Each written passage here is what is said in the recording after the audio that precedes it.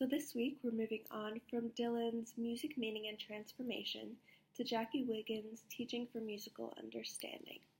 And Chapter 3 is entitled Learning Music Through Embodied Constructive Process. So we begin with this idea of how we conceptualize music.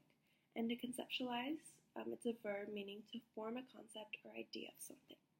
And music is very culture specific, and so we're going to be focusing on a more Western perspective. And from a Western perspective, we see that to engage in music is to listen, perform, and create. And we'll return to that idea a little later. So we have this idea of metaphorical understanding of music concepts.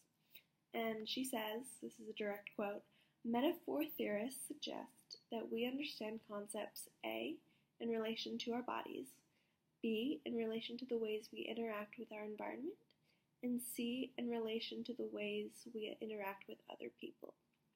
So an example she gives is that as frequency of vibration increases, we describe the sound as going up. However, there's nothing actually ascending here. So we're describing what we hear in relationship to what we already know and feel. She poses the question, do we teach in elements or in dimensions of music? So music obviously is very multidimensional. Dimensions, as we teach through dimensions, we're able to look at one piece through many different frames.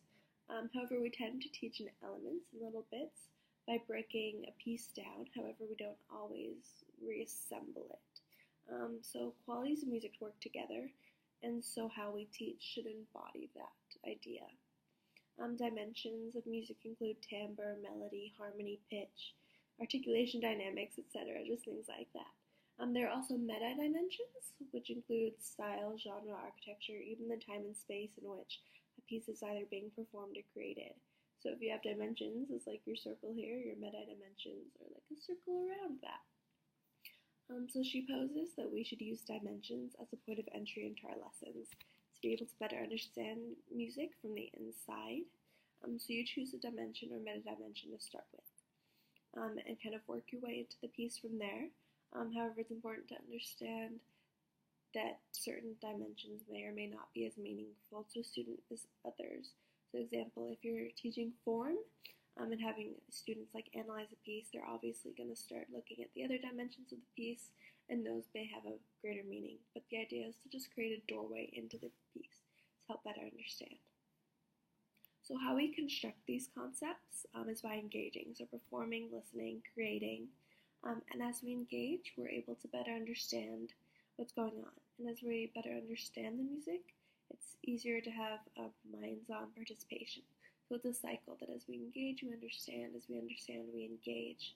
And this conceptual understanding of what's going on is developed orally.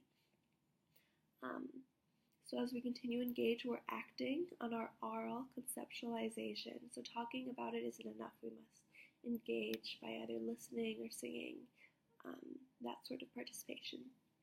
We also must always create a context for our music.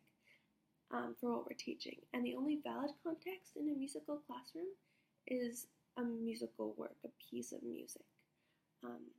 So everything a teacher shows must be drawn from a musical work, rather than exercises that are designed to embody a specific dimension. Of course, we can extract bits, whether it be looking at a certain dimension or analyzing an excerpt, but we should always show how it relates back to the greater piece and what its kind of job is in that. So an example is that if you're trying to teach a song, don't begin by teaching rhythm, having kids clap out of rhythm. You should begin by listening to the piece a couple times and then going back and looking at the piece through that dimension, by having kids point out what a rhythm is, if that's what you want to focus on. So the whole point of teaching is to create a musical understanding. And she says that musical learning should empower learners with musical understanding so that they can become musically proficient and eventually music independent of their teachers.